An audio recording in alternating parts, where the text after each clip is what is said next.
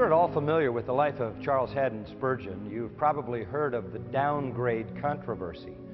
Spurgeon spent the final 4 years of his life at war against the trends of early modernism, which, as we've seen, he rightly saw as a threat to biblical Christianity. And boy, did time ever prove him to be absolutely correct. Modernism was everything Spurgeon was concerned it would be and more. The name by which history remembers the controversy Spurgeon found himself in the middle of, the downgrade controversy, came from the title of a series of articles Spurgeon published in his monthly magazine, The Sword and Trowel.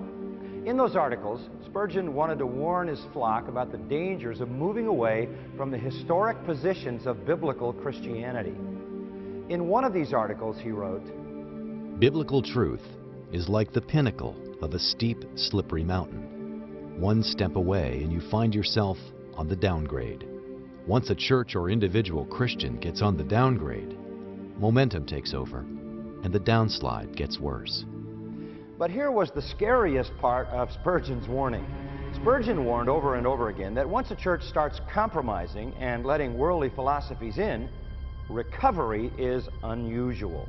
And recovery occurs only when Christians get on what Spurgeon called the up line, or getting back in the right direction through spiritual revival.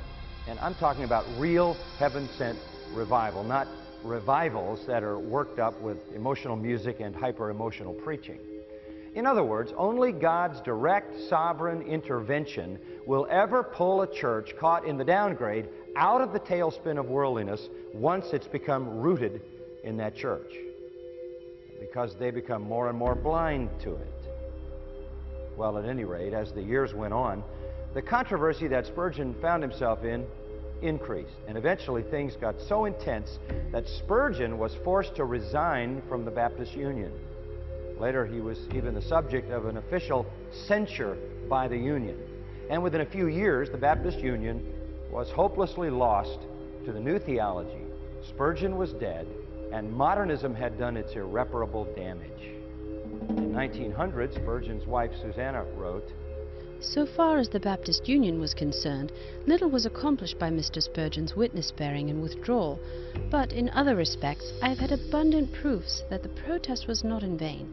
Many who were far gone on the downgrade were stopped in their perilous descent, and, by God's grace, were brought back to the upline. Others who were unconsciously slipping were made to stand firmly on the rock, while, at least for a time, in all the churches, evangelical doctrines were preached with a clearness and emphasis which had long been lacking." She believed the Lord would ultimately make clear how right her husband had been in his protest against false doctrine and worldliness. And time did prove his case. Unfortunately, it was too late for too many by then. But the point is, it's not too late for us.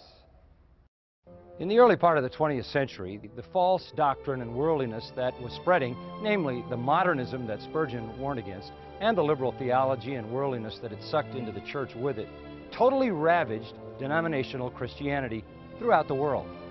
Most of the mainline denominations were violently, if not fatally, changed by those influences. The result in Spurgeon's own England was particularly devastating. Think about it. It's been only about 100 years since Spurgeon sounded the alarm against modernism, and most theological education in England is rank liberalism. Church attendance is a fraction of what it was then. You can walk through city after city in England, and big, beautiful churches stand as empty as ghost towns. Evangelicals in England are a tiny minority, and true biblical preaching is extremely uncommon, even in supposedly Bible-believing churches. Even the evangelical movement in England has been severely damaged. It's become dangerously susceptible to almost every theological fad that sweeps across America. If there's some crazy fad in the United States, it's almost instantly imported overseas. In short, evangelicalism in England never recovered from the modernist liberal assault that began a century ago, just as Spurgeon predicted. And the whole point is that those who embraced modernism then, just like pragmatism today, said it would never happen. Can we please learn together from the mistakes that have already been made by the church? I know that to change back from contemporary pragmatic methods to straight, plain teaching will be costly to some ministries, at least in some ways. It may even be likely that some churches will stand to lose those people who do attend their ministries simply because of the worldly appeals.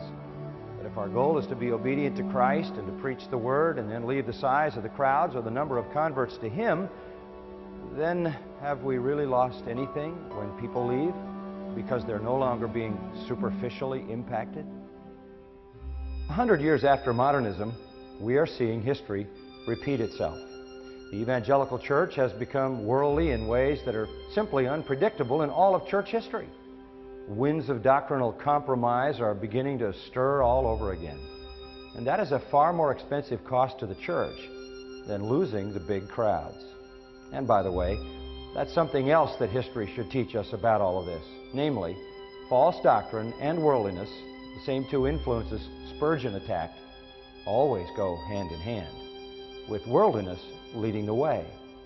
So the real question confronting you from this program is this: does a little carnality and worldliness in your church matter? You bet it does. Where worldliness has crept into a church, bad doctrine is soon to follow. And from there, the church begins to spiral down the downgrade at hyperspeed. Christians today tend to forget that modernism was not, first of all, a theological agenda, but a methodological one. In other words, early modernists were not trying to hit at the core of biblical faith. They were simply trying to make Christianity more palatable to a cynical world. That same old insidious carnal reasoning snuck into their thinking. The same thing that's attracting many today. And they began to figure that if they could make Christianity more attractive and package it a little differently and change how the message was delivered, that they would somehow bring more people into the kingdom. When all along, it merely tends to create a lot more false converts and carnal professing Christians than true born-again and holy Christians. And of course, that's exactly what we see in the church today. And don't get me wrong, I'm convinced that most of the people that are behind this current trend toward user-friendly pragmatism would not deliberately undermine biblical Christianity. Nevertheless, they, like the modernists before them, have introduced into the church a carnality and worldliness and a lack of respect for doctrine that, if left unchecked, will eventually reap the same bitter harvest as the modernism of 100 years ago did. I don't know if you've noticed or not, but I'm not all here. There's 30 pounds of me that's gone from when I was here with you before, and it's been a struggle. And so I drive by Haagen-Dazs ice cream shop, and I try to put the blinders on, and then I look and I wonder, what would God want?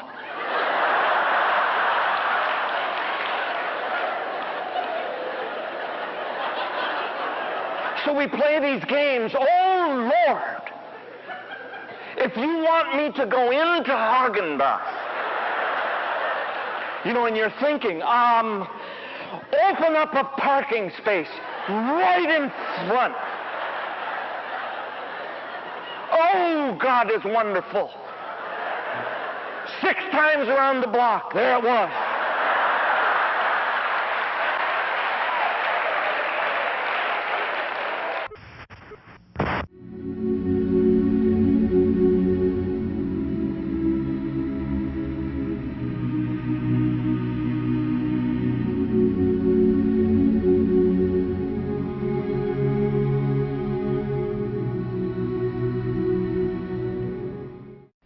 And make no mistake about it, the new philosophy is altering the message the church conveys to the world, although many who propound these ideas think of themselves as loyal to biblical doctrine.